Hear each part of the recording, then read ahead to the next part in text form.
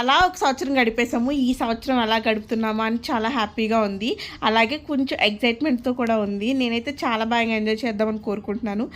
Let's hope మీ అందరూ కూడా enjoy చేయాలని కోరుకుంటున్నాను. అలాగే మంచి హెల్త్ వైస్, వెల్త్ వైస్ బాగుండాలని కోరుకుంటున్నాను. నేనైతే ఈ రొటీన్‌కి విభిన్నంగా కొంచెం పల్లి చట్నీని వదిలేసి బొంబాయి చట్నీలోకి మారాను ఈ న్యూ ఇయర్‌కి.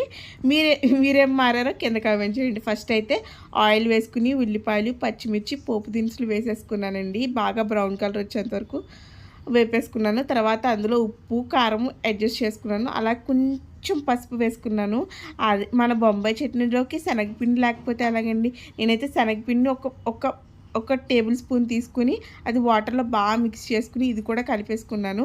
బొంబాయి చట్నీ అయితే యామా టేస్టీగా రెడీ అయిపోయింది.